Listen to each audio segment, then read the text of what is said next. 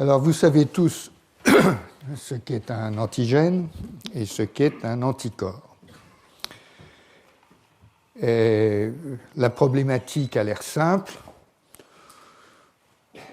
On est infecté par un virus, une bactérie, un parasite, un champignon, peu importe. Et quand tout va bien, on répond par la production d'anticorps spécifiques.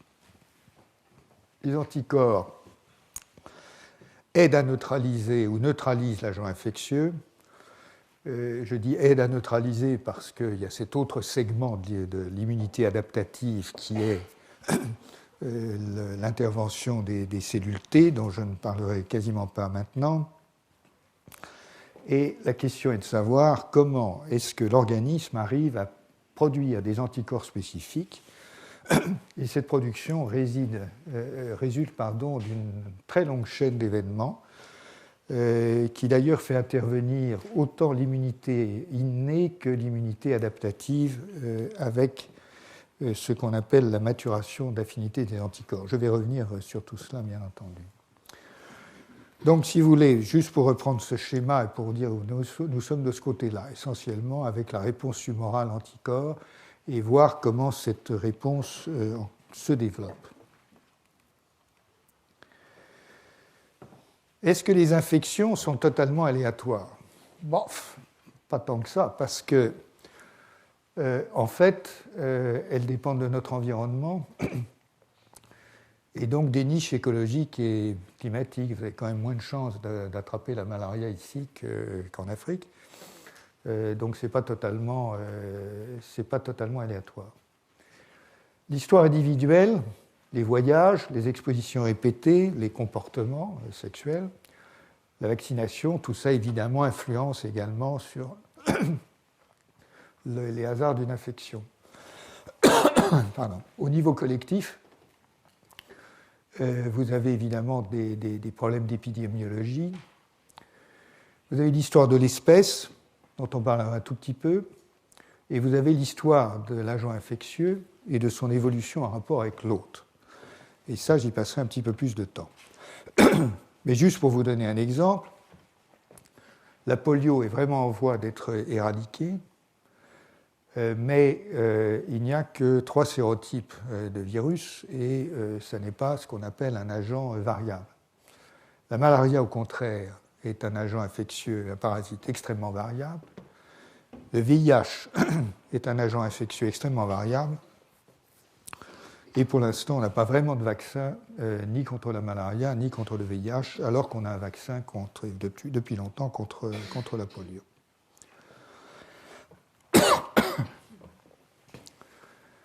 Alors, l'immunité adaptative est une solution, enfin, est une addition à l'immunité innée qui est datée dans l'évolution et en gros, tous les vertébrés, tous les mammifères ont de l'immunité adaptative, les poissons aussi, et chez les poissons, il y a une sorte de barrière entre les poissons qui ont des mâchoires et les poissons qui n'ont pas de mâchoire. Ce qui caractérise l'immunité adaptative et ce qui a fasciné les immunologistes depuis le début, c'est qu'en fait, chez la souris, pour commencer, on peut faire des anticorps contre à peu près n'importe quoi. Alors, c'est assez surprenant quand on y pense, parce que ça veut dire qu'on est théoriquement capable de faire des anticorps contre des molécules qui ne sont pas encore nées dans l'imagination des chimistes. Ce qui veut dire que, finalement, les anticorps qu'on peut faire produire à une souris sont capables de reconnaître à peu près tout l'espace des formes. Hein, c'est ça que ça veut théoriquement dire. Alors, est-ce que c'est vrai? C'est une version un petit peu romantique d'une réalité expérimentale parce que, oui, on peut faire des anticorps spécifiques d'à peu près n'importe quelle molécule, mais quand on regarde les protéines, on arrive à faire des anticorps, mais pas contre tous les motifs de la protéine. Par exemple, quand vous avez une molécule, comme un enzyme par exemple, qui a une cavité qui sert à faire la réaction enzymatique, généralement l'anticorps va se coller à la surface quelque part de la molécule, mais ne trouvera pas le moyen d'aller pousser un pseudopode, si je peux dire, à l'intérieur de la cavité. Ça, c'est parce que les régions CDR3, les régions hypervariables des anticorps, ne sont pas assez longues pour que ça se produise. Donc il y a quand même des contraintes dans les capacités des anticorps qui fait qu'ils sont capables de beaucoup de choses, mais pas de tout. Et je vous parlerai un peu plus tard des anticorps de camélidés. Les chameaux, les vigognes, ont des anticorps d'un type un peu différent qui ont des propriétés parfois plus singulières. Et puis vous avez une chimie très particulière qui est celle des aptamères. Et donc on peut faire des espèces d'anticorps de nature complètement différente, in vitro, en générant des milliards de molécules à partir d'acides nucléiques au hasard. Et c'est assez intéressant de voir que l'on arrive à obtenir à peu près autant de spécificité qu'on peut le faire avec des anticorps. J'y reviendrai plus tard. En ce qui concerne les anticorps, il y a en plus un phénomène que l'on connaît bien maintenant, qui est la question de la maturation de l'affinité d'un anticorps. Donc, ce qui se passe en gros dans l'organisme, c'est que un agent infectieux, parlons peut-être simplement d'une toxine, c'est plus simple parce que c'est une molécule identifiée. Donc une toxine pénètre dans l'organisme. Disons la toxine tétanique. Le système immunitaire se met en branle. Il se met en branle parce que des cellules dendritiques captent d'une certaine manière l'agent étranger, la toxine, et activation de cellules T d'une manière que j'expliquerai après. Des cellules B sont activées, elles prolifèrent. Plus exactement, seules celles qui ont à la surface un récepteur capable de reconnaître la toxine tétanique prolifèrent. Et puis elles prolifèrent, et ça prend 4 ou 5 jours pour qu'il y en ait un nombre suffisant dans l'organisme, de façon à produire des anticorps de façon massive. Alors, ça veut dire quoi? Et ce sont des concepts qui ont été longs à dégager, il a fallu plusieurs décennies pour les dégager. Ça veut dire qu'en fait, nous avons dans le corps des milliards de cellules B qui chacune portent un récepteur différent, enfin qui portent des récepteurs différents, et celles qui rencontrent et qui collent, donc qui sont congrues à l'antigène, se mettent à proliférer. Et donc cette expansion clonale permet d'augmenter la quantité, bien sûr, des anticorps qui vont être produits ultérieurement. Donc ça veut dire qu'on diversifie la qualité, mais pour arriver à une quantité suffisante, il faut proliférer. Ensuite, il y a un autre phénomène qui se produit, qui est maintenant très bien connu et que vous devez connaître, c'est que dans des structures qu'on appelle les centres germinatifs, se déclenche un phénomène d'hypermutation, c'est-à-dire que les cellules qui sont déjà congrues se mettent à muter dans tous les centres et pour faire, en quelque sorte, dans un langage anthropomorphique, chercher une encore meilleure solution au problème. Et donc, en introduisant au hasard des tas de mutations dans les gènes qui codent pour l'anticorps, fabrique des tas d'anticorps différents, mais à partir d'une matrice qui, elle, est déjà congrue, et un certain nombre de ces anticorps vont avoir une affinité supérieure. Comme ils auront une affinité supérieure, ils vont pouvoir eux-mêmes proliférer un peu mieux, etc. etc. Voilà la théorie générale de la maturation d'affinité. Alors, ceci étant dit, on pense qu'après maturation d'affinité, l'anticorps doit être fichtrement spécifique, hein, que le système a été fait pour ça, et que donc on arrive après tout ce dispositif complexe que je n'ai pas réellement décrit, on arrive à quelque chose d'extrêmement spécifique, et ça pose maintenant la question de l'évaluation, sinon de la mesure, de la spécificité d'un anticorps. On est habitué à mesurer la spécificité en disant l'affinité est un garant d'une spécificité élevée. Et donc, l'accroissement de l'affinité par la maturation est censé être un accroissement de la spécificité. Et comment on mesure la spécificité? Voilà le problème. Alors, la spécificité, on peut la mesurer d'autres manières. On peut prendre des molécules extrêmement proches et dire, si l'anticorps est vraiment spécifique, il va être capable de discriminer entre deux molécules qui sont très proches les unes des autres. Et puis on peut prendre une autre approche et se dire, oui, on regarde un panel, comme on dit, de molécules extrêmement diverses, et puis on va voir s'il en reconnaît au hasard quelques-unes. Et là-dedans, on met des molécules qui viennent du soi. On met de l'ADN, on met de la myosine, on met de la tropomosine, on met etc.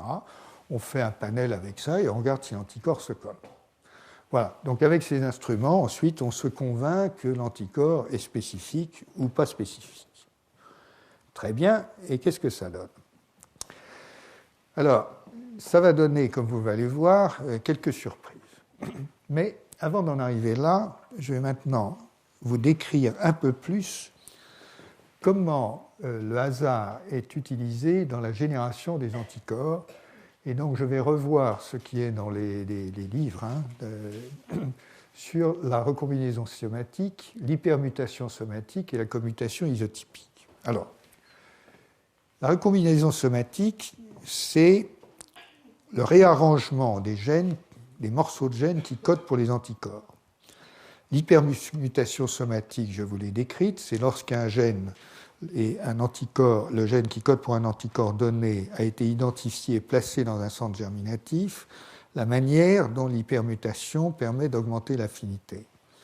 Le troisième phénomène, c'est la commutation isotypique, c'est-à-dire que tous les anticorps, des anticorps peuvent avoir le même site de reconnaissance de l'antigène, mais avoir une autre partie de la molécule qui est différente parce qu'elle va avoir différentes propriétés, et notamment se lier à différents types de cellules, comme je vais vous le montrer très, très rapidement. Le point clé, c'est que tout ceci est lié à tout ceci est fait par hasard. Il y a dans le génome, et encore une fois, il a fallu des décennies pour découvrir ce processus, il y a dans le génome des milliers de petits segments qui sont capables d'être recombinés pour produire des gènes actifs. Et c'est ainsi que sont générées les deux chaînes lourdes et légères des anticorps qui elles-mêmes se recombinent théoriquement plus ou moins au hasard, qui elles-mêmes, etc., etc. Donc vous avez une combinaison de hasard qui font ça. Les acteurs moléculaires majeurs de ça sont des enzymes qui s'appellent RAG1, RAG2, la terminale déoxynucléotidyltransférase et l'AID, dont je vous parlerai un peu plus en détail. Voilà en gros comment ça fonctionne. Encore une fois, tout ça est très connu, mais c'est tellement bien connu qu'il faut quand même des revues datant de très récentes pour faire la synthèse de ce qu'on sait, parce qu'en fait, ça évolue quand même. Donc, ce qui est très connu ici, ça c'est le schéma de départ. Avec RAG1 et RAG2, qui sont donc des enzymes, vous voyez que vous avez une recombinaison qui se produit, qui réassemble les fragments DJ, et puis ensuite le V, le D et le J, et ensuite ça se rassemble avec le C, et vous avez finalement le gène au niveau de la transcription, et vous avez finalement le gène qui produit une chaîne complète. Tout ceci se produit à partir d'une vaste région d'ADN, on va voir ça dans un instant, qui porte encore une fois des centaines ou des milliers de ces segments et qui recombine ça théoriquement au hasard.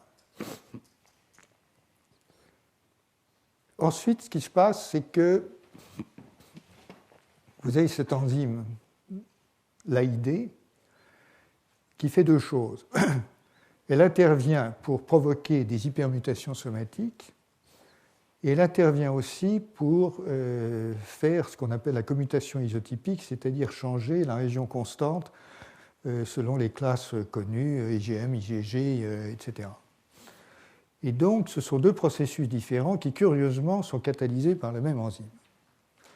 Ce qui n'est pas sans poser quelques questions, comme vous allez le voir. Donc voilà le schéma général tel qu'il est dans les bouquins. voilà le schéma tel qu'il est dans une revue encore plus récente et qui appelle l'attention sur un des thèmes importants, je crois, qui est le suivant. C'est que c'est bien beau de faire des schémas sur le papier, mais en fait, ça se produit dans l'espace. Ça se produit dans l'espace, et c'est là où on voit que le hasard est en quelque sorte canalisé. C'est-à-dire que ces processus requièrent une certaine structuration ou déstructuration de la chromatine. Alors, c'est un domaine en soi qui est extraordinairement complexe, mais la question est la suivante. Quand vous avez des morceaux de gènes qui sont éloignés de kilobases sur le génome, pourquoi est-ce qu'ils vont se rencontrer au hasard? Ou comment ça se fait? A priori, d'ailleurs, il devrait y avoir un effet de distance. Peut-être que ce qui est plus proche devrait être plus probable que ce qui est, etc. Oui, il y a un petit peu d'effet de distance, ça a été répertorié. Mais ce n'est pas vraiment comme ça que les choses s'organisent, parce qu'en réalité, le système fait des boucles, etc., et s'organise dans des espèces de centres de recombinaison, recombination centers, qui orchestrent la recombinaison et qui, dans des sites qui incluent les enzymes en question. Alors, ce que ça veut dire, c'est que on peut essayer de raisonner à contrario et se dire, bon, ben ça c'est un mécanisme, qu'est-ce qui se produirait si ça n'existait pas? Je pense que si ça n'existait pas, il est possible, je n'en sais rien, mais il est possible que ça prendrait des années avant d'arriver. C'est-à-dire que ce que fait ce système, c'est d'accroître les probabilités de rencontre et ensuite d'organiser la catalyse de façon à ce que ça ait lieu.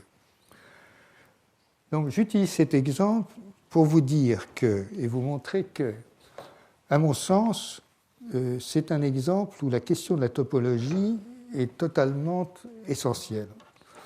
C'est de la topologie intracellulaire, c'est de la topologie de la chromatine, et je pense que c'est une question extrêmement générale que nous allons retrouver d'ailleurs plus tard, et que l'on peut formuler comme ça. Les chromosomes, comme vous savez, dans chaque cellule humaine, vous avez 1 mètre d'ADN à peu près. Tout ça est organisé, condensé, etc. Et il y a une organisation des chromosomes qui est telle qu'il faut décondenser certaines régions pour permettre la transcription notamment, mais également des phénomènes comme celui-là, qui sont des phénomènes de recombinaison.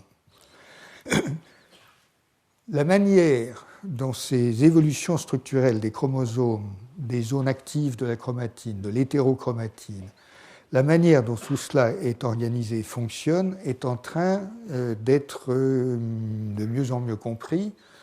Enfin, c'est quand même pas, pour l'instant, pour moi en tout cas, d'une clarté totale. C'est un sujet de recherche extrêmement actif et important. Pourquoi est-ce que c'est compliqué? Parce qu'il faut évidemment arriver à appréhender ce qui se passe dans l'espace. Pour ça, il faut des techniques. Alors, comment on fait? Il y en a un certain nombre. Par exemple, vous pouvez prendre des sondes fluorescentes, faire des hybridations spécifiques avec des bouts de séquences qui sont complémentaires de zones précises du génome. Et puis, si vous avez une résolution suffisante, vous arrivez à voir, et plusieurs couleurs, bien entendu, pour repérer les différents morceaux que vous voulez voir. Vous pouvez repérer par l'image ce qui se passe. Avec une certaine résolution, je crois qu'aujourd'hui, la meilleure est de quelques dizaines de nanomètres. Mais enfin, s'il y a des zones qui étaient loin et que vous retrouvez là, c'est qu'il s'est passé quelque chose. Bon. Donc ça, c'est une manière de faire. Une autre manière de faire, c'est d'utiliser des astuces qui sont cette fois des astuces de séquençage. C'est-à-dire que s'il y a des replis et si l'ADN se replie et se touche quelque part, si avec des agents chimiques vous faites des liaisons chimiques, vous pouvez ensuite dégrader, purifier tout ce qui est lié, séquencer et ensuite repérer dans la séquence totale du génome les séquences qui ont été liées. Si ces séquences étaient à des kilomètres sur le génome, eh bien vous dites oui, il y a des boucles qui sont formées.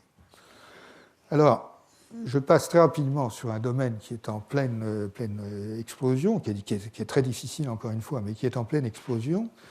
et qui nous indique que, effectivement, toute la vie cellulaire est occupée par ces remaniements de la chromatine, qui se produisent à tout moment, à tout instant, en fonction des états d'activation de la cellule et des signaux qu'elle reçoit. Et donc, c'est un domaine qui est complètement ouvert et qui, je pense, amènera beaucoup de découvertes importantes. En tout cas, ce qu'on trouve dans les livres, si vous voulez, est juste, mais ce n'est pas complet. Et maintenant, les acteurs suivants, ça va être fondamentalement les histones, etc., etc. Alors, il se passe plein de choses. Par exemple, pour la recombinaison, ces enzymes de recombinaison, les RAG, sont des enzymes qui sont des choses qui recombinent. Donc, ils reconnaissent des séquences sur l'ADN.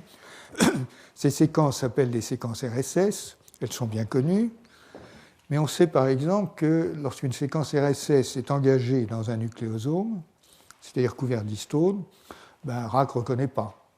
Donc, à l'évidence, il y a une régulation de la recombinaison par les histones, puisqu'il faut détacher les histones, en général, avant que RAG puisse reconnaître. Donc, toute cette problématique, encore une fois, est en cours d'analyse. Alors, il y a un autre problème qui se pose, c'est de se dire, mais est-ce que tout ça est vraiment spécifique ? Et parlons de RAG. Encore une fois, cette enzyme de recombinaison. Vous imaginez bien que c'est quand même, comme l'AID dont on parlera après, c'est quand même un enzyme un peu dangereux parce que c'est quand même pas gentil de couper le génome dans tous les sens, quoi. Donc la question est de savoir si les séquences RSS, qui sont les séquences spécifiques de recombinaison autour des régions V et J des immunoglobulines, incidemment c'est pareil pour le récepteur des cellules T. Donc la question est de savoir si c'est complètement spécifique. Est-ce que ces enzymes peuvent couper ailleurs ? C'est un peu embêtant, mais la réponse est oui. Et il a été montré que RAG reconnaît probablement des milliers d'autres sites actifs dans le génome. Donc la question suivante, c'est qu'il doit y avoir quand même des systèmes pour éviter que RAG opère en dehors de la zone des immunoglobulines. La réponse, c'est qu'il y en a probablement. Le catalogue des sites actifs ou potentiellement actifs pour RAG est en train d'être analysé. Mais enfin, il doit y avoir aussi des mécanismes de prévention pour éviter que RAG n'agisse, peut-être parce que la chromatine n'est pas décondensée, parce que, je ne sais pas, d'autres mécanismes. En tout cas, à défaut, il est clair que RAG serait un enzyme extrêmement dangereux dans la vie cellulaire. Alors, on va voir ça plus en détail avec l'AID. Alors, l'AID, c'est un enzyme intéressant parce que c'est un enzyme qui déamine les citidines. AID déamine l'ADN et pas l'ARN. Donc ce que fait l'AID, c'est un enzyme qui attaque les cytosines et les transforme en uracile. Après réplication, ça fait une mutation. Autre processus, l'uracile peut être excisé par un enzyme qui s'appelle l'uracile DNA glycosylase, et ensuite ça entraîne une réplication erronée, et ça peut entraîner des coupures possibles par un certain type de nucléase qui s'appelle AP. Bon. Le point est que, et c'est l'une des explications pour le fait que l'AID intervient également dans le deuxième processus qui est celui de la commutation isotypique, le point est que si les coupures double brin ont lieu tout près l'une de l'autre, ont lieu tout près l'une de l'autre, ça peut faire des coupures double brin et entraîner la recombinaison et expliquer une partie du phénomène de commutation isotypique. Je vais vous l'expliquer dans un instant. Donc, cette enzyme AID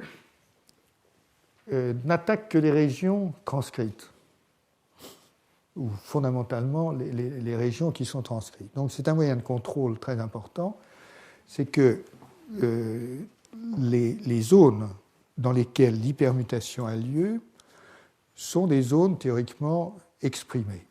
Je dis théoriquement parce qu'il y a quelques exceptions. Donc, l'AID qui intervient pour déclencher cette mutation accélérée qui va arriver à faire fabriquer des milliers d'anticorps au hasard, dont certains auront une maturation d'affinité, au hasard toujours, et cette AID, fort correctement, ne s'attaque qu'aux zones qui sont transcrites, et encore une fois sur l'ADN et pas sur l'ARN. Donc, ça a l'air tout à fait cohérent.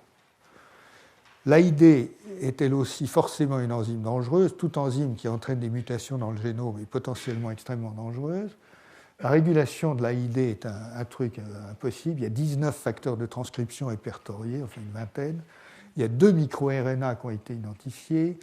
Il y a une régulation de type cytoplasmique versus nucléaire. Il y a une phosphorylation, il y a plein de choses. Bon.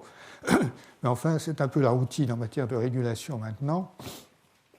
Les facteurs de transcription un petit peu spécifiques sont régulés de façon extraordinairement complexe. Là encore, la question est de savoir à quel point l'AID est spécifique. La réponse est que l'AID agit sur d'autres gènes. Et il a été évalué que l'AID dans les cellules B, dans lesquelles elle est censée fonctionner, agit possiblement sur 6000 autres gènes. Mais on trouve également de l'AID dans des cellules qui ne sont pas forcément censées l'exprimer. On en trouve dans les oocytes, on en trouve dans les cellules ES, dans les cellules du sein, dans les cellules de la prostate. Et la question est de savoir si l'AID est tumorigène ou pas. Parce qu'une enzyme qui fait des mutations de ce type-là a tout le potentiel pour être tumorigène. La réponse est oui. Et la réponse est qu'une bonne partie des lymphomes B, notamment, sont explicables par des erreurs qui sont faites par l'AID et d'autres erreurs qui sont faites par RAG1 et RAG2. Donc, si vous voulez, ici encore, vous voyez bien que quelque chose qui est censé être extraordinairement spécifique, qui est censé, et comme c'est en plus hyper dangereux, être extrêmement contrôlé, fait l'objet quelque part d'une sorte de compromis, c'est-à-dire qu'on pourrait imaginer que l'évolution aurait sélectionné quelque chose d'encore mieux, plus spécifique et mieux foutu que ça. Ben non. On vit avec une bombe ou plusieurs bombes à l'intérieur du corps, et l'AID et RAG1, RAG2 en sont deux, et de temps en temps, ben, ça va de travers, et de temps en temps, il y a des problèmes. Il faut bien dire qu'une partie de ces problèmes sont rattrapés par le système immunitaire, par d'autres moyens. Mais vous voyez que la spécificité, une fois encore, n'est pas totale. Maintenant, sans parler plus de l'AID en tant que tel, je voudrais vous dire comment l'AID a été identifié. C'est une histoire intéressante parce que l'AID a été identifiée parce qu'elle ressemble à un autre enzyme qui s'appelle ApoBec. Alors ApoBec, Alors ApoBec, je vais vous parler d'ApoBec parce que c'est assez intéressant. On peut poser la question de façon un peu plus large en disant, bon, voilà, l'AID, c'est un enzyme qui édite, comme on dit, l'ADN, des gènes. Alors éditer, ça veut dire c'est des enzymes qui regardent l'ADN et qui introduisent des mutations dans l'ADN ou qui corrigent des mutations d'ailleurs, dans certains cas. Il n'y a pas que l'ADN qui se fait éditer, il y a l'ARN également. Et donc vous avez des enzymes qui analysent l'ARN et qui également effectuent des corrections sur l'ARN ou des mutations sur l'ARN. Vous avez deux catégories majeures qui sont connues, c'est les ApoBec et les ADAR. Je vais surtout parler des ApoBec. Et l'AID, comme les ApoBec, sont des cytidines déaminases. Donc en gros, ce qu'elles font, c'est qu'elles convertissent le C en U. L'ApoBec 1 a été découverte il y a un certain temps parce qu'elle est responsable de l'editing de l'ARN messager de l'apolipoprotéine B dans l'intestin grêle, ce qui est nécessaire à l'activation de l'enzyme. Donc c'est un rôle physiologique. Ensuite, on a découvert que Apobec 1, qu'il y a une famille d'Apobec. En fait, il y a 7 ou 8 gènes du même type que les Apobec. Et l'Apobec 3G est tout à fait intéressant. L'Apobec 3G introduit des hypermutations dans les cDNA en cours de réplication. Et le point intéressant, c'est que c'est un antagoniste de la protéine VIF du VIH. Donc, si vous prenez un VIH qui n'a pas la protéine VIF, ce qu'on sait faire aujourd'hui, vous vous rendez compte que le VIH est complètement inactivé. Il est inactivé comment? Parce que l'Apobec 3G induit tellement de mutations dans le génome du VIH que le VIH, il est mort. Il est mort par excès de mutation. La protéine VIF est clairement une manière par laquelle le virus antagonise ce qui apparaît donc comme un mécanisme de défense de l'organisme contre des virus de type VIH. Il se trouve en plus que l'Apobec 3G est exprimé à un très haut niveau par les cellules CD4+, et les macrophages qui sont des hôtes du VIH.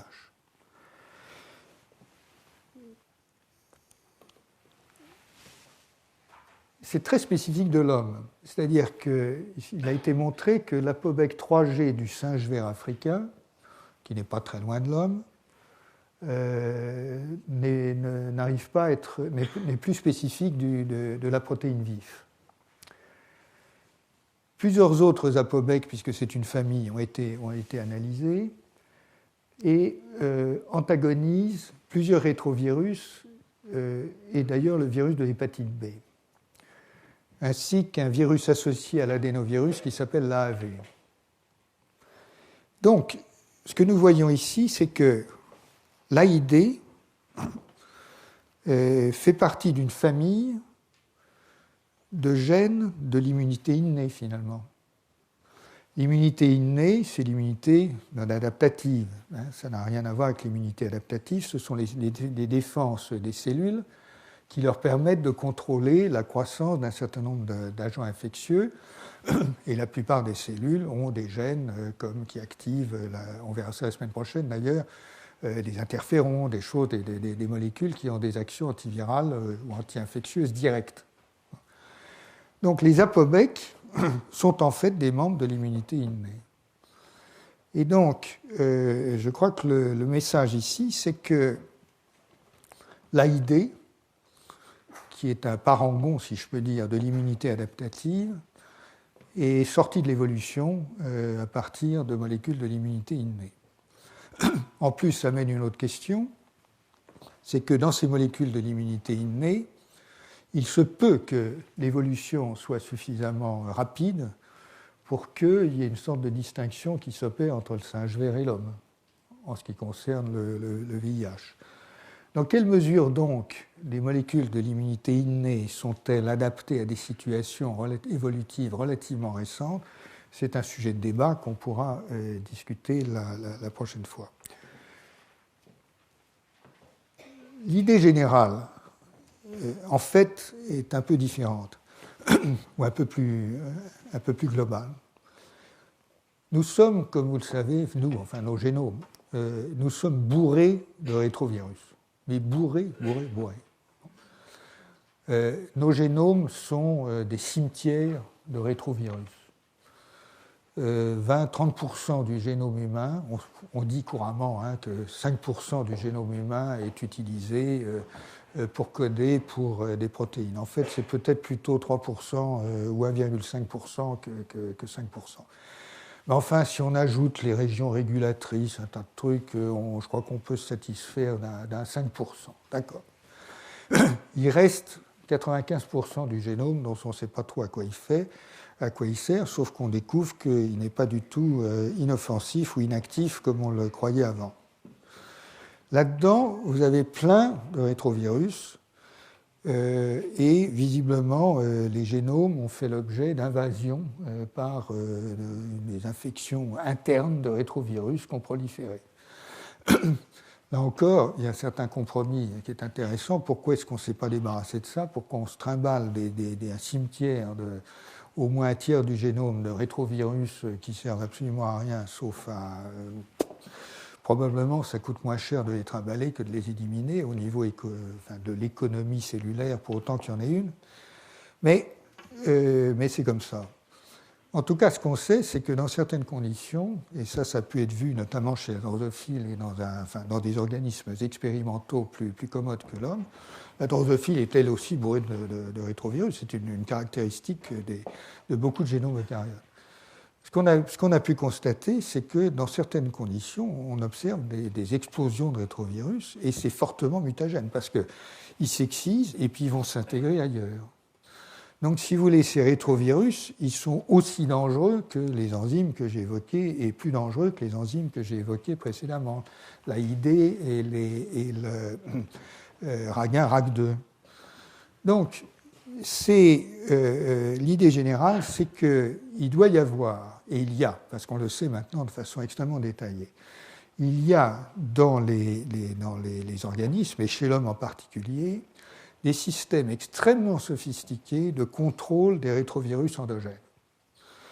Alors, je précise que beaucoup de ces rétrovirus je l'ai dit, ils sont morts.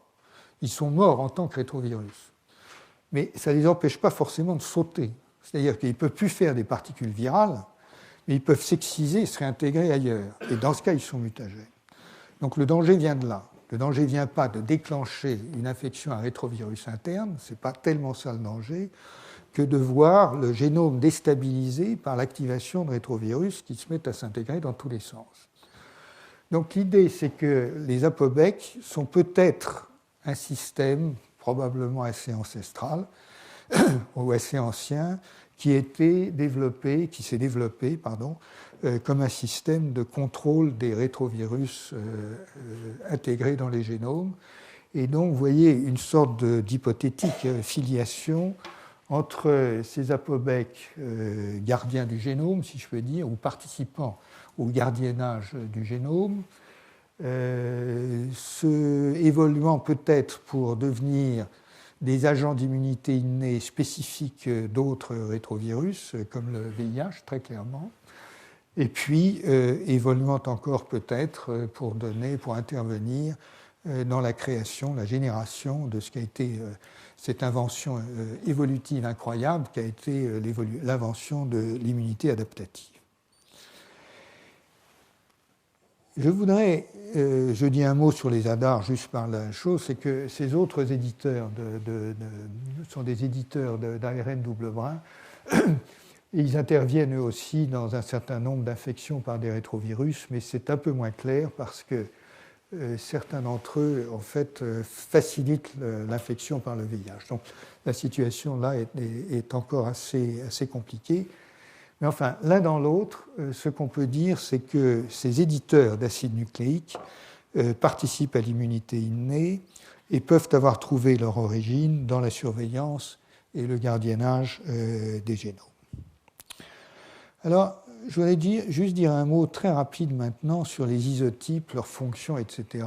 Et là, vraiment, je vais passer très vite parce que c'est vraiment ce qu'on trouve dans les manuels. Mais je veux le rappeler juste dans un contexte que vous verrez rapidement. Donc, je vous ai dit que l'AID servait à... Pardon.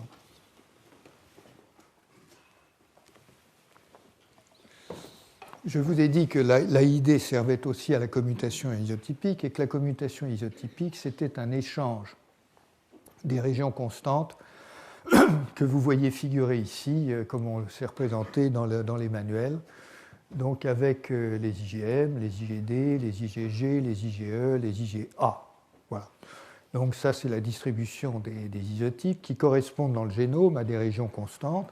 Et donc le processus de recombinaison isotypique, c'est le processus qui conduit à échanger une région CMU qui correspond aux IgM par une région IgG, par exemple. Et c'est ça que catalyse l'AID dans un dispositif qui n'est pas encore totalement élucidé, qui est forcément différent de l'hypermutation somatique. Et effectivement, on a repéré que le C-terminus de l'AID ne joue pas le même rôle dans les deux cas, etc. Je crois que ça veut dire simplement que l'AID est commun aux deux processus. Et donc, quand on n'a plus d'AID, on bloque les deux processus. Mais l'AID est associé à des partenaires différents dans les deux processus, et donc les deux processus sont différents. Voilà. Ce n'est pas plus compliqué que ça. Alors, vous rappelez la géométrie des IgA, qui peuvent être dimériques, mais surtout pentamériques. Vous rappelez que ces différents anticorps... Donc, il s'agit d'anticorps qui ont exactement la même spécificité. Hein. Ils reconnaissent le même antigène, ils ont exactement la même spécificité. Simplement, ils ont des régions constantes différentes. Mais vous voyez ici qu'ils ont des fonctions effectivement différentes dans l'opsonisation, dans la liaison avec les cellules NK, dans l'activation du complément, etc. Mais ce que je voulais surtout vous montrer, c'est pour ça que j'ai pris ces clichés, c'est qu'ils ont des distributions très différentes dans l'organisme. Et là encore, on travaille beaucoup sur les IgG parce qu'on les trouve dans le plasma. Mais en fait, quand on mesure la masse totale des anticorps dans le corps, la masse prédominante, c'est les IgA, par exemple. Bon, ça ne veut pas dire que c'est plus important, mais ça veut dire que... Alors, donc, si vous voulez, vous avez des distributions différentes avec des rôles différents, ce qui laisse avec des rôles, des fonctions effectrices qui sont différentes, ce qui montre bien, là encore, que la topologie, c'est uniquement ça que je voulais montrer, que la topologie est importante. Et je voudrais rajouter à la topologie la question rapidement de la géométrie, dans le cas particulier des IgM. Donc les IgM membranaires, comme je vous l'ai montré, sont des dimères. L'IgM soluble est un pentamère, parfois un hexamère. Ça lie la protéine C1q du complément avec une affinité considérable. Le rôle des IgD, incidemment, qui ressemble beaucoup aux IgM, on ne sait pas très bien ce que ça fait. Il y a quelques données, mais on ne sait pas très bien ce que ça fait. Mais le point auquel je voulais arriver est le suivant. Les IgM sont particulières en ce sens qu'on distingue les IgM naturels des IgM qui peuvent être induits au cours de certaines réponses immunes. Mais je parle là des IgM naturels. Donc c'est celles qu'on trouve dans les cellules B naïves dans l'organisme. Il y a eu toute une saga qui s'est développée à partir de cela parce que on se demandait quel rôle elles jouaient. Et dans les théories primitives de la distinction entre soi et non-soi, il était un petit peu difficile d'accepter qu'elles soient polyréactives et qu'elles reconnaissent le soi. En fait, on sait maintenant qu'elles participent considérablement à l'élimination des cellules apoptotiques et on sait qu'elles jouent un rôle protecteur important dans beaucoup de nombreuses affections bactériennes, virales, parasitaires. Donc, vous avez là, en plus, elles jouent un rôle dans le développement des baies, et bien entendu, quand ça va de travers, immunité, athérosclérose, blablabla. Donc, vous avez là une problématique qui est tout à fait, à mon sens, exemplaire. La problématique, c'est que nous avons dans le corps des anticorps qui, quelque part, ont un rôle physiologique évident, puisque ce sont les cellules B naïves qui jouent ce rôle. L'élimination des cellules apoptotiques, c'est la voirie. C'est la voirie dans n'importe quel système, c'est essentiel. La voirie dans l'organisme, c'est absolument essentiel également. Est-ce que la voirie, c'est une reconnaissance du soi? Oui et non, parce qu'une cellule apoptotique, elle est déjà plus normale. Donc c'est une reconnaissance des déchets. Reconnaître les déchets, est-ce que c'est reconnaître le soi? On peut se poser la question. Et en même temps, c'est un rôle protecteur. Donc, en fait, ça joue un rôle dans l'immunité innée, puisqu'en fait, on a ça spontanément sans induction, ou dans une forme d'immunité innée. Donc, ces IgM sont emblématiques de l'autoréactivité physiologique, et je pense qu'une bonne question à se poser, c'est de se demander comment elles sont sélectionnées Et ça mène une autre question que je laisse de côté pour l'instant, que je laisse de côté carrément, pardon, qui est de savoir, au fond, on a des milliers de cellules, de segments V dans le génome. Est-ce qu'il y a une sélection qui maintient ces segments V tels quels? S'il y a une sélection qui les maintient tels quels, cela veut dire que nous avons dans l'organisme des motifs contre lesquels ces cellules B, avec qui ont les segments V, exercent une reconnaissance telle que le système soit maintenu en l'état sans dériver terriblement avec l'évolution. Je laisse ça en suspens. Et donc maintenant, j'en arrive à la question qui est vraiment la question centrale, qui est celle de la spécificité des anticorps.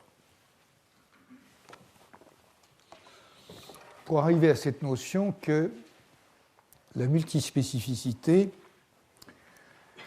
n'est pas inhabituelle et elle est même habituelle.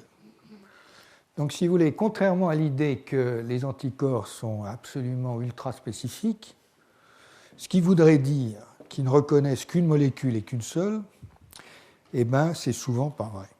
Alors, ça, ça a beaucoup de conséquences et je crois que c'est important. Il faut sans doute revenir à l'histoire de des anticorps, enfin de la découverte des anticorps, histoire ponctuée par des découvertes absolument extraordinaires, pour bien comprendre ce qui s'est passé. D'abord, c'est l'idée de l'anticorps tellement complémentaire de son antigène que c'est un dispositif clé-serrure, a été élaborée par Fischer et reprise par Landsteiner. Mais il y a un petit parallèle à faire avec l'enzymologie. C'est vrai qu'à la même époque, on développait l'enzymologie, la biochimie était en pleine efflorescence, en pleine croissance, et donc la notion dominante, c'était bien les enzymes spécifiques, et c'était la notion clé-serrure. Et c'est vrai que dans le cas des enzymes, c'est assez parlant et relativement juste, relativement. De la même manière, ce parallèle avec l'enzymologie s'est développé parce que ce qui s'est produit rapidement, c'est que les chimistes se sont mis à coller des petites molécules sur des molécules porteuses et comme ça à joindre une forme de chimie à la biochimie et immuniser avec ça. Et donc, ils ont commencé à immuniser avec des molécules qui portaient un cycle benzénique, puis un cycle benzénique avec un C machin truc, et puis etc. Et ça donnait donc toute une série d'immunisations à une époque où il n'y avait pas d'anticorps monoclonaux, donc on regardait le sérum complet. Donc il y avait bien quelques notions de reconnaissance croisée, mais enfin, bon, comme c'était des mélanges impurs, c'était pas convaincant. Ensuite, ça commençait à se compliquer avec les anticorps des myélomes. Donc les myélomes sont finalement des anticorps monoclonaux de tumeurs. Et donc avant que Milstein et Koller en 1975 découvrent la manière de faire des anticorps monoclonaux, on a utilisé des myélomes qui étaient une source évidemment d'anticorps monoclonaux, et c'est grâce à ça qu'a pu se développer la biochimie des anticorps et la structure. Voilà. Donc avec les anticorps de myélome, en fait, on a observé pas mal de réactions croisées. Seulement, tout le monde s'est dit, oui, mais c'est parce qu'ils viennent de tumeurs, donc c'est anormal. Pas très bon argument, mais enfin, c'est comme ça. Et ensuite, lorsque les anticorps monoclonaux sont nés, enfin la technique de fabrication des anticorps monoclonaux est née, eh bien, les choses se sont clarifiées. Se sont clarifiées avec des expériences comme celle-ci. Alors, il y a beaucoup d'expériences, j'en isole juste quelques-unes. D'abord, effectivement,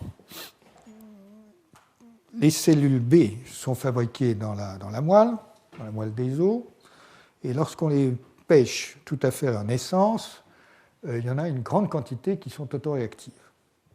Mais ensuite, les cellules autoréactives sont en bonne partie éliminées par des processus qui sont liés à la tolérance, C'est-à-dire qu'effectivement, l'organisme, le système est conçu de telle sorte qu'il y a les cellules T, beaucoup de cellules T autoréactives sont éliminées, mais elles ne le sont pas toutes.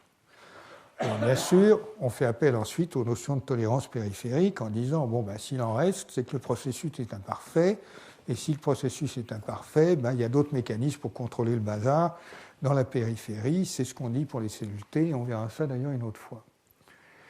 Seulement, voilà, ça peut coller pour les IgM, mais pour les IgG, qui sont le résultat d'une commutation isotypique, donc qui sont à un degré de maturation important, et surtout lorsqu'elles sont mémoires, c'est-à-dire lorsqu'elles ont connu la maturation d'affinité.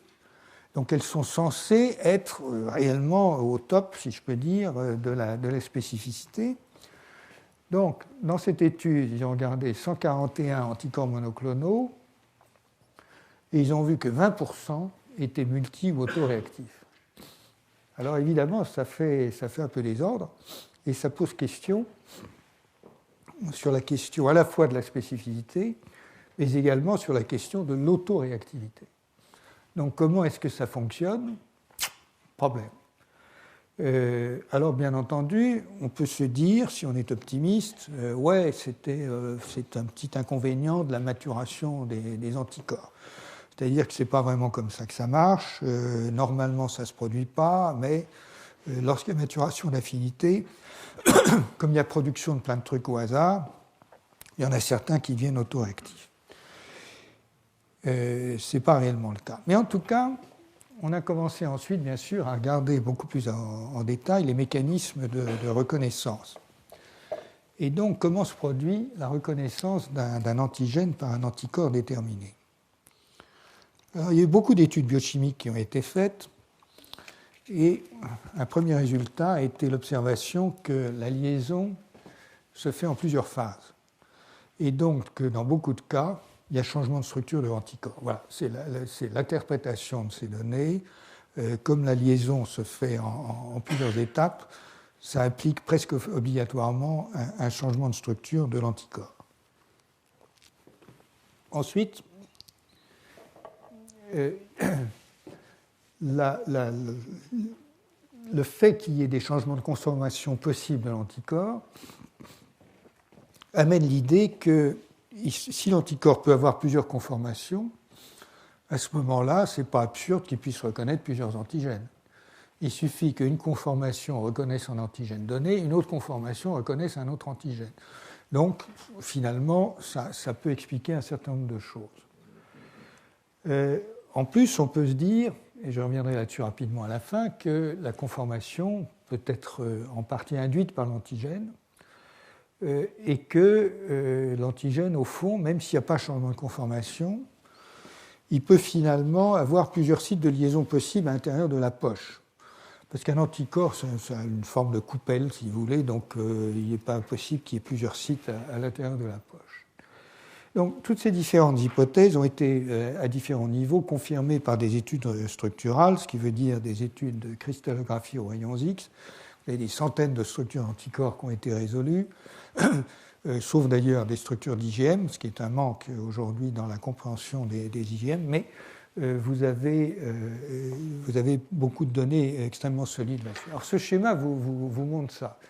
Soit l'anticorps est rigide, et à ce moment-là, vous avez finalement plusieurs types de molécules qui peuvent se loger dans la poche, ce n'est pas impossible.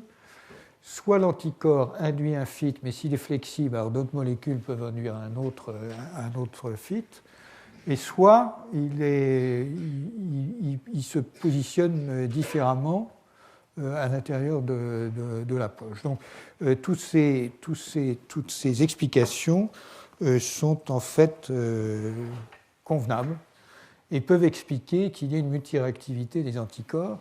Mais ce qui est clair, c'est qu'il y a une certaine souplesse dans la structure qui permet à l'anticorps de s'adapter à certains antigènes. Maintenant, très récemment, a été publié un type d'hypothèse qui fait réfléchir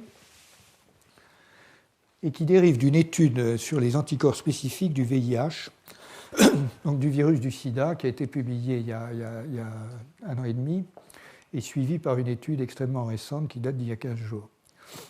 Cette étude, c'est une étude donc, des anticorps du VIH qui a donné les résultats suivants. Non. Pardonnez-moi, que je revienne en arrière. Voilà.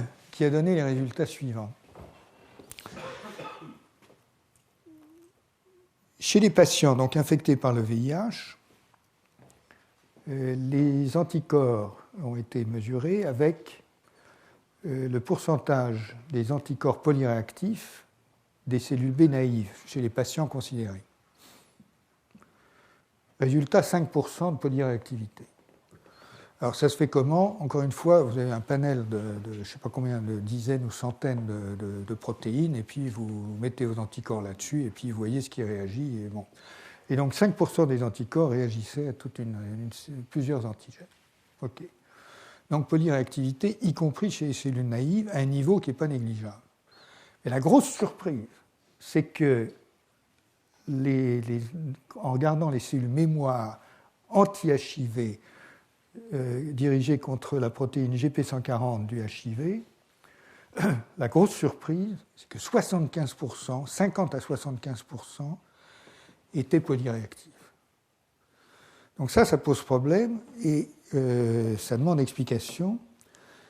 Et je vous donne l'explication en quelques mots. Elle est assez intéressante. Je reviendrai dessus d'ailleurs dans un autre cours. L'explication est que l'anticorps a en quelque sorte intérêt, entre guillemets, à être polyréactif parce que la géométrie du virus VIH est telle que l'anticorps bivalent a du mal à attraper 2 épitopes sur le virus.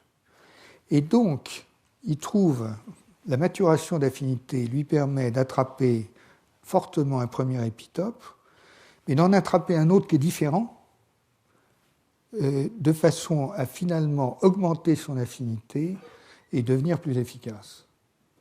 Donc c'est l'hypothèse de l'hétéroligation, c'est-à-dire que ce qu'a fabriqué en l'espèce le patient considéré, ce sont des anticorps qui sont bien dirigés contre la molécule, enfin un épitope de la protéine GP141, mais l'anticorps est tel qu'il reconnaît un autre épitope du virus et que comme ça, il accroît finalement son affinité ou son avidité parce qu'il augmente l'affinité globale, bien que ce ne soit pas parfait. Si c'était parfait, il lirait 2 anti-GP41, mais il ne peut pas le faire.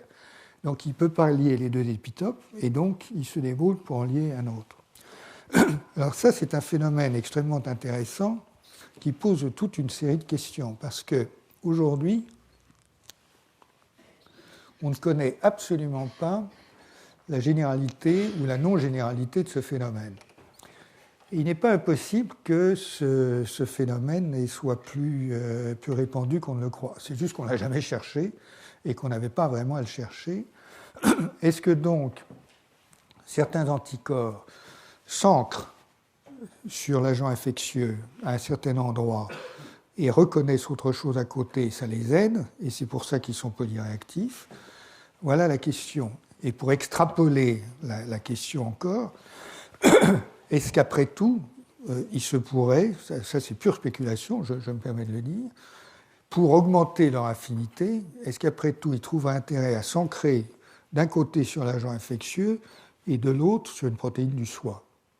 Après tout, s'ils font ça, ils restent spécifiques de l'agent infectieux, mais ils augmentent leur affinité en reconnaissant une protéine du soi.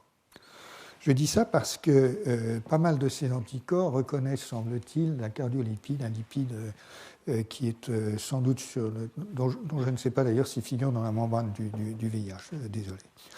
Bon, bref. Nous avons ici une autre question sur la spécificité des anticorps qui, je crois, est assez intéressante et peut donner pas mal de développement. Alors j'en arrive maintenant à mes conclusions sur cette section. D'abord donc, les anticorps, même chez la souris, qui après tout a beaucoup moins de cellules B que l'homme, couvrent à peu près tout l'espace des formes, mais de façon assez inégale. C'est vrai que c'est quand même un résultat frappant. Une souris, ça doit avoir quelques millions de cellules B, un homme quelques milliards, si vous voulez, mais même avec quelques millions, lesquels peuvent se diversifier grâce à la maturation des anticorps, l'hypermutation, on arrive à couvrir tout l'espace des formes. Je vous ai montré que cette couverture est imparfaite et que ça permet de reconnaître une molécule, mais pas forcément tous les domaines de la molécule, bien entendu. Je vous ai montré également que la spécificité des anticorps, même après maturation, n'est pas absolue. Et je vous ai montré aussi que les réactions croisées entre plusieurs antigènes étrangers, ainsi qu'entre antigènes étrangers et antigènes du soi, sont possibles. Incidemment, pour revenir à cette expérience sur le HIV, je précise qu'il s'agit bien d'un anticorps dont les deux parties sont bivalents, les deux parties sont identiques.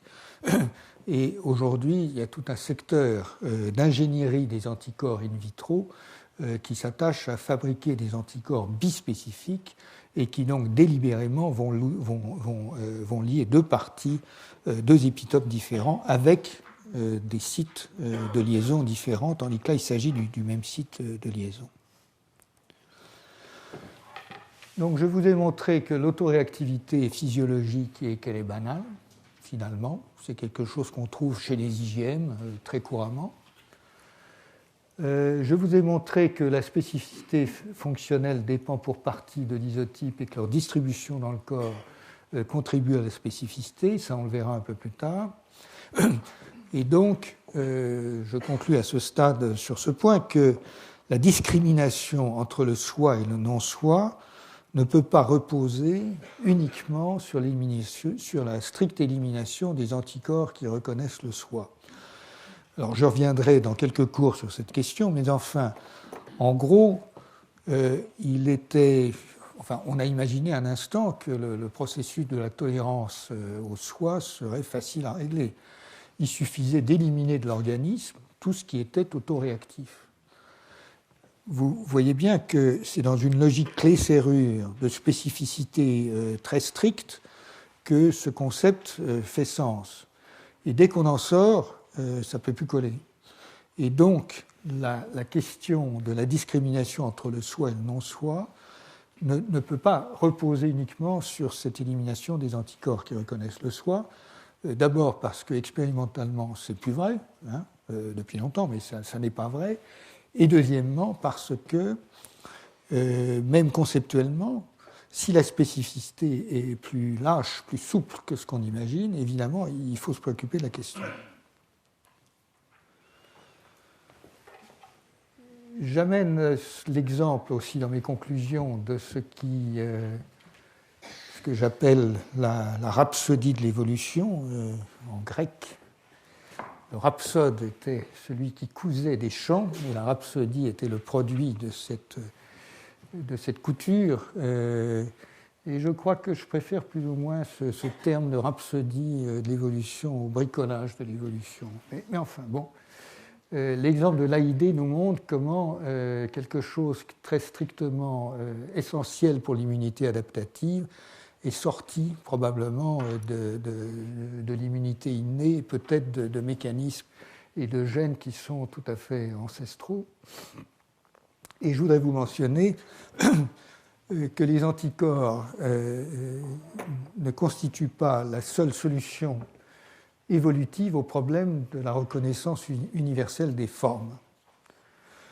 Ça, c'est un travail tout à fait remarquable fait par Max Cooper et ses collègues, et qui sera exposé d'ailleurs au colloque en mai, qui a été fait chez ce poisson primitif, enfin, je ne sais pas si on peut appeler ça un poisson, c'est une sorte de bête horrible qui s'appelle la lamproie, qui paraît-il est fort délicieuse, accommodée à la bordelaise, mais qui est vraiment absolument dégoûtante à regarder. En tout cas, cette lamproie est développée, enfin, cette lamproie est une sorte de branche, sinon de cul-de-sac de l'évolution, dans lequel, de façon absolument remarquable, s'est développé un système d'anticorps, qui ne sont pas des anticorps, parce qu'ils n'ont pas la structure des anticorps, et qui est fondé sur l'exploitation des motifs leucine rich repeat, LLR, et donc un système de reconnaissance totalement différent, qui apparemment reconnaît lui aussi la totalité des formes. Et donc il n'y avait pas qu'une solution biochimique sous la forme du célèbre motif des immunoglobulines à la reconnaissance universelle des formes. C'est assez intéressant. Et d'après ce qui m'a été rapporté, effectivement, on peut aujourd'hui immuniser une lamproie et faire des anticorps contre n'importe quoi. Bon, okay. C'est un autre moyen de faire. Je voudrais vous mentionner également le fait que j'ai parlé très rapidement des aptamères. Donc, des aptamères, ce sont des acides nucléiques, donc c'est les 4 bases, hein, souvent des ARN, le plus souvent des ARN, et on synthétise au hasard. Et on synthétise des chaînes de, je ne sais pas, 150, 200. Puis ça se replie comme ça peut, ou plus exactement comme ça veut. Et puis ça a des propriétés tout à fait intéressantes. Comme vous le savez sans doute, puisque ça a valu un prix Nobel il y a une dizaine d'années, certains ARN ont une activité enzymatique. Il n'y a pas que les protéines qui ont une activité enzymatique. Il y a des ARN qui ont une activité enzymatique. Eh bien, lorsqu'on synthétise au hasard ces aptamères, ensuite, on prend un antigène donné, on fait une colonne, on passe les aptamères en question sur la colonne. On a été assez malin pour leur flanquer éventuellement des petits bouts qui permettent d'amplifier ce qu'on a filtré. Okay. On recommence plusieurs fois et on finit par trouver des molécules d'ARN qui sont exactement aussi spécifiques qui sont tout aussi spécifiques d'une molécule donnée que peuvent l'être les anticorps ou peut-être les protéines de la lamproie. Donc, il y a encore une autre solution biochimique à ce problème de la reconnaissance universelle des formes. Donc, les aptamères fournissent une solution qui, elle, est totalement in vitro, et ça permet aujourd'hui de développer des instruments de diagnostic dont on n'a pas encore vu l'application, à ma connaissance, dans le commerce, mais les choses sont plus ou moins en route. Enfin, et pour conclure tout à fait, je voudrais signaler ce qui est fort bien expliqué dans cet article de Ganesh et Neuberger, c'est la relation entre l'hypothèse et l'expérience, donc la dialectique entre l'hypothèse et l'expérience, et ce que nous enseigne un petit peu l'histoire de la découverte des anticorps. Ce que Michael Neuberger fait remarquer, c'est que quand on regarde l'histoire de la découverte des anticorps, qui est une saga, encore une fois, qui a pris 60 ans, on a d'abord eu un grand débat dans les années 50 entre ce qu'on appelait les théories instructives et les théories sélectives. Alors, les théories instructives, c'était un antigène arrive et l'anticorps se modèle autour de l'antigène. Et donc, il y a un processus dont on ne savait pas trop comment il pouvait être mémorisé, bien sûr. Enfin bon, ça posait des tas de problèmes. Mais ça avait le mérite d'éviter le problème redoutable de dire s'il y a des millions d'anticorps, il faut des millions de gènes, il n'y a pas la place dans le génome pour avoir des millions de gènes. Donc comment on fait ? Donc, voilà. Donc cette théorie instructive a été chaudement soutenue et opposée à la théorie sélective. Et la théorie sélective, c'était de dire, ben non, il doit y avoir un processus sélectif. Et donc, si un processus sélectif, ça amenait à un certain moment à penser qu'il y avait des bouts de gènes qui se réarrangeaient. Ça devenait intellectuellement, l'une des seules solutions possibles. En tout cas, Jern et Burnett surtout, mais Jern a commencé à dire, oui, mais au fond, la théorie de Darwin, elle s'applique dans l'organisme de la même manière. Il doit y avoir une sélection de cellules qui sont capables de faire quelque chose. Et Burnett a organisé ça en théorie de la sélection clonale en disant, eh bien oui, non seulement ça sélectionne, mais ensuite ça s'expand de façon à expliquer les phénomènes. Et c'est ainsi qu'est sortie la théorie actuelle, qui est une théorie bien entendu sélective des anticorps, et qui maintenant est décortiquée non pas de A à Z comme je l'ai montré, mais enfin de A à P peut-être. C'est-à-dire que le segment manquant, c'est comme je l'expliquais, c'est l'organisation tridimensionnelle et la régulation par la topologie d'une partie du processus.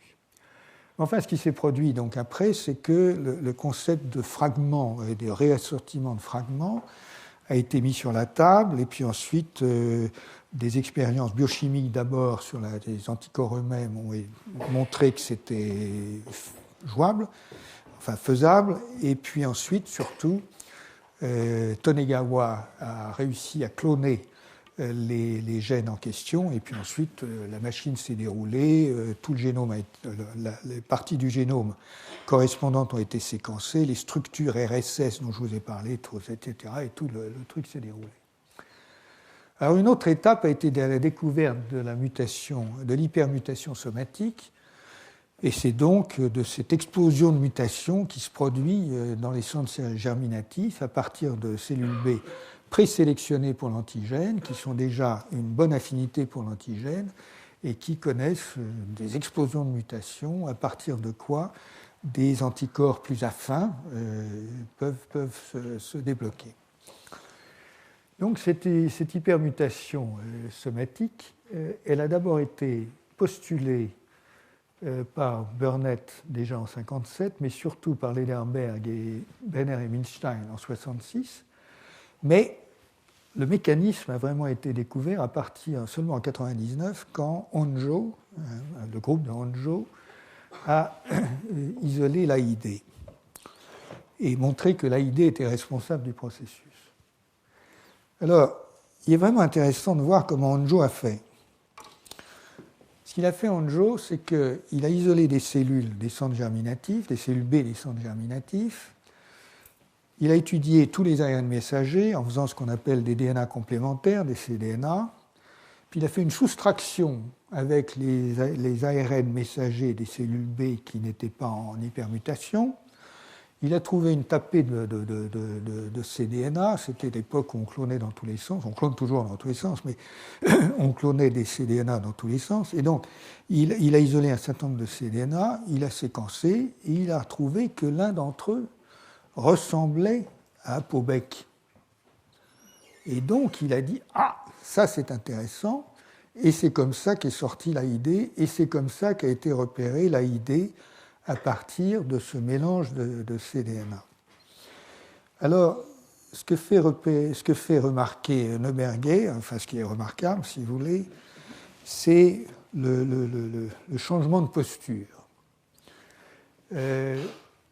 Yerney, Burnett, Lederberg, un peu moins Brenner et Milstein, n'avaient à peu près aucun élément expérimental à leur disposition, très peu.